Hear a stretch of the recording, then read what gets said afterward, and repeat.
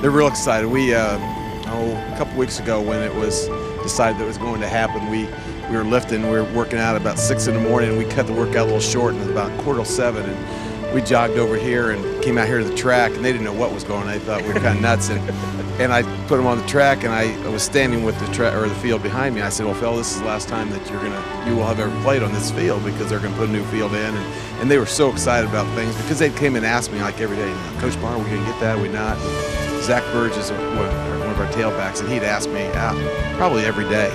And when I got the group together, he was standing behind me, and I wanted to get him in front because I just wanted to see his facial expression when he heard it. And he had a pretty good grin, and he was excited, just like all of us were. Actually, gave him 10 yards and a Miller first down, so it's 1st and 10 for Noblesville. Davis fakes and rolls, throws along, got a receiver out there beyond. Got it, and this is 6 points. The Miller's second play of the game, and Jared Davis puts it into the hands of James Baxter, and it's 6 points.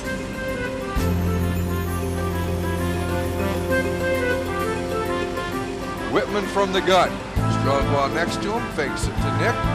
Looks, goes long, Burge is out there! He's got it! Touchdown!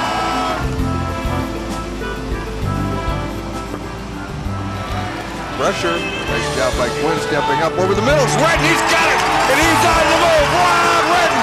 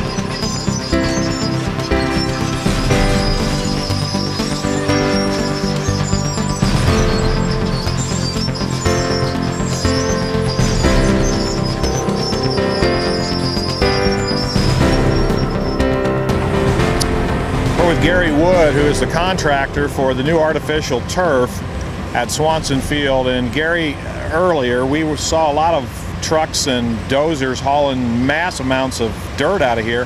How much turf did you actually remove? We'll remove about 8 inches deep across the entire field. We have to come back in with a sub-base of stone, 6 inches of a coarser stone, and then 2 inches of a finer stone to make the very top of the grade. You know, one thing about these fields is its ability to drain. And there was a lot of work done in drainage, several weeks, or a couple weeks actually. We noticed that there were a lot of equipment coming in that were digging trenches, a lot of corrugated pipe or a lot of black pipe being put in. I'll talk a little bit about the drainage. The turf itself is a flow-through product. It has punched holes in the top of it, which allows rain to drain through the turf itself then into a drainage system of corrugated pipe like you spoke about, 6 inches that'll come to lateral drains, and then around to a surface drain all the way around the perimeter of the field, which drains off then to the storage or storm system. So the water actually does leave the field. Correct. One thing about artificial turf I've heard from others is that the crown is gone. You know, it used to be that you kind of played that crown a little bit, and it gave the effect that the ball was rising as you were, say you were wide out and you were heading to the sideline. It looked like the ball was going to rise on you. Now, this field's going to be much flatter. Yes, it will be. Originally, it had about an 18 to 20 inch crown in the center of the field. It varied from one end to the other end.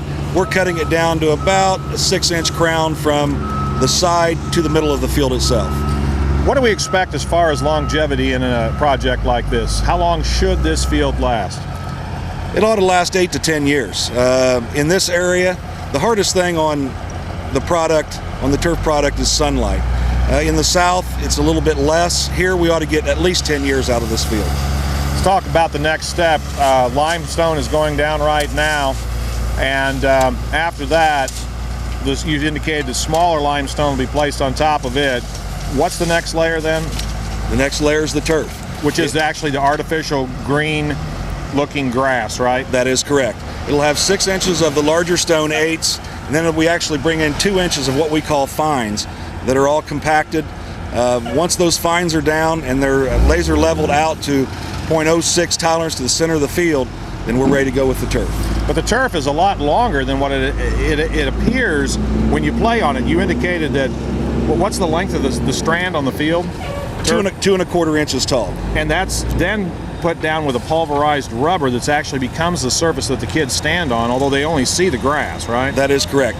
You'll fill the turf itself up with about 1.5 inches of rubber and sand mix, and then the top 3/4 of an inch of that you'll actually play on. And then finally we're going to paint the field and put the big end right in the middle. We're actually not going to paint this field. It'll have all inlays put in it. Oh, inlays? Yes, they will be. Everything will be tufted into the product or cut into the product. There won't be any painting on this field at all. It's actually all produced at the manufacturer and through a company called Precision Jet. Wow. Well, we're looking forward to seeing this when opening day comes this fall. It should look terrific. Thank you, Gary. Thank you.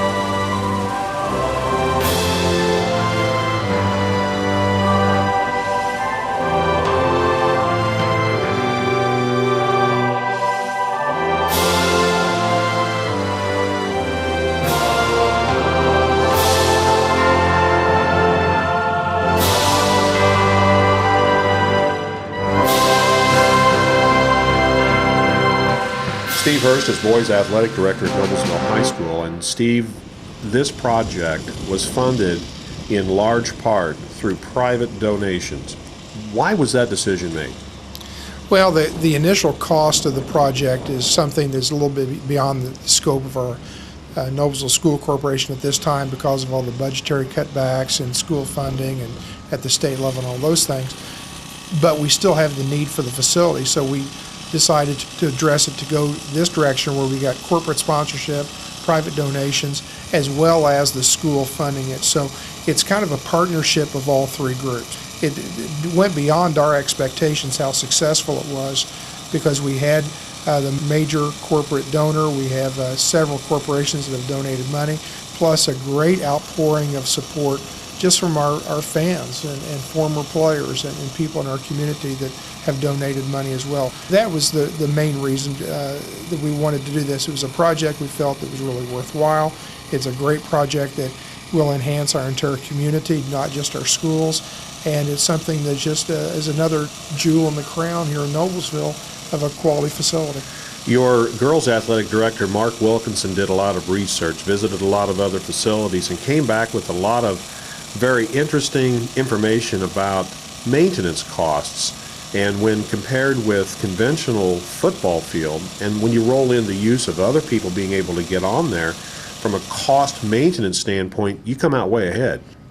As we looked at funding the artificial surface, we knew that the upfront cost was going to be a large amount, and then the yearly maintenance was going to be a much lower cost. Over the course of that 10, 15 years, we knew that would kind of balance out with our yearly maintenance of watering, fertilizing, mowing, striping, custodial care, and those kind of things. So we knew that would equal out. The greatest advantage of the project is the use on the field. We know we'll be able to use the artificial turf for phys ed classes on a daily basis. We'll be able to practice football there. We'll be able to practice our spring sports there as well. Baseball can go out and practice there when the weather's bad and there's snow in the parking lot. In addition to our freshman and JV and varsity football games, we'll be able to continue to host our middle school football games, but the quality of the field will still be first class. Through the course of the season, our field deteriorates with games, the grass wears away and those type of things, but now we'll be able to have, at the end of the season, a quality football field. We'll be able to host contests on the weekends. The band can have competitions. That'll be a great fundraisers for them. We'll be able to hold maybe soccer matches or club sports like lacrosse and rugby can be there on the weekends. There's even a semi-pro football team that's looking for a place to play that we could host. So the greatest advantage of the entire project is the fact that we will be able to use the field many, many more times than we can presently, because we have to protect the field because of the grass wear and tear.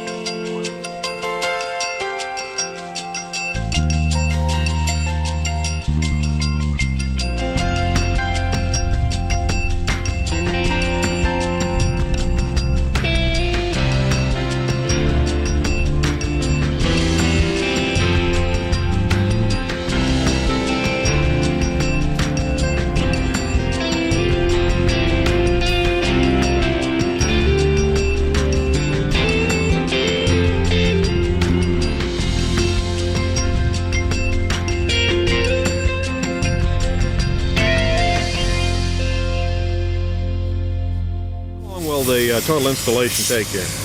Usually the installation take anywhere from around 20 days for this particular operation. We could probably do it in less than that, like 15 to 25 days, depending on the extent of the field markings. This field has what I call total field markings inlaid.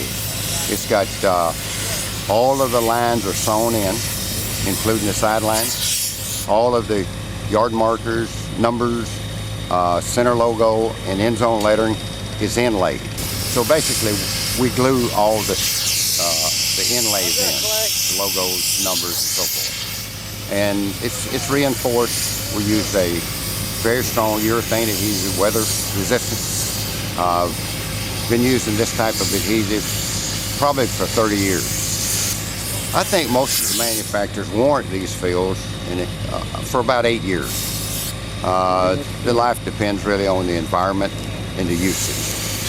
To repair or replace the field, since we've got our subsurface down, it's a matter of coming in, removing the carpet, buying new carpet and laying it. We don't have to really do a lot of foundation work, do we, in the future? If the base is prepared right and if drainage is good, normally you can take the field up. You do have to regrade it and get the planarity right, but other than that, you should be able to. You mentioned sewing. Is that something that's unique to your firm? It's not unique just to my firm, but I sewed the first field and developed this sewing technique.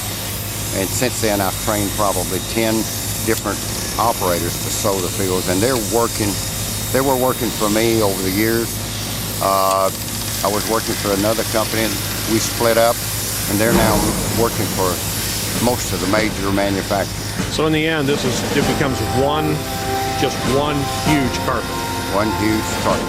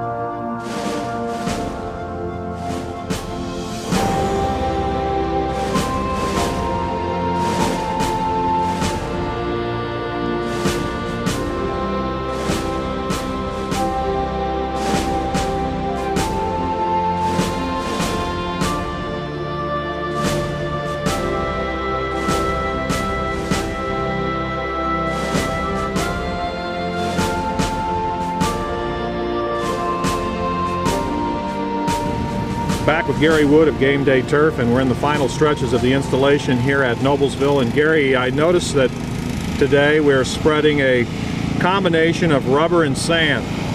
How much material will be put down? There'll be 240,000 pounds of rubber that's spread over the field and about 160,000 pounds of sand that's spread over the field for a 5-pound ratio everywhere. How is it that you know to put so much sand and so much rubber together to create the right footing for football? For this field for football, it'll be firm, but not as firm as what they probably would want it for soccer fields. About 5 pounds firms it up. If it was all rubber, it would be a little loose and a little bit softer. So different fields have different mixes? They do. Now the machinery that's putting this down is going back and forth to spread it, but how does it work its way down into the fibers of the carpet? What happens is this is a drop spreader that drops the rubber and sand material onto the grass itself, and then a laymore sweeper stands the grass up and lets the material drop down to the bottom, and we repeat the process over and over until we get the base that we're looking for.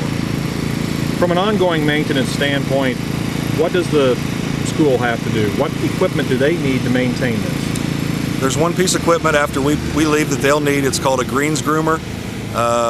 It's a piece of equipment that can be pulled with a gator, electric balance on the wheels that raises the tines up that will actually help smooth the field out, and works about like a vacuum to help dress it up. What does the typical football player notice from a footing standpoint and from a playing standpoint? The first thing they'll notice immediately is the speed of the game. If they haven't played on turf before, it speeds everything up. It would be comparable to running in a tall grass compared to an asphalt track, or running in sand compared to a hard surface. They will notice that every step that they take is uniform. They won't feel like they're falling into a hole or a misstep on where there might be a vacant spot of grass. Gary, have you ever taken a big hit, been knocked on your butt, and can you comment on how soft it is? It's pretty soft. Yeah, I've taken a few big hits before. I like to think that everybody else got them from me, but I don't know that that's true. Gary, the final step is to glue the edges down, and then your crew is gone. Yes, they are. We're about a day and a half away once we start the infill process. and they'll completely dress the field up, attach the edges to the outside, clean everything up, and they will be out of here. What was the overall installation time? From start to finish, about 6.5 weeks, from the time we started putting the base in to the time they started the installation on the turf itself. The turf itself takes about 3.5 weeks. Well, Gary, thanks for all you've done for the School of Noblesville, and I am sure that for years to come, Noblesville football will excel at least on the turf level. Thank you very much. I appreciate it.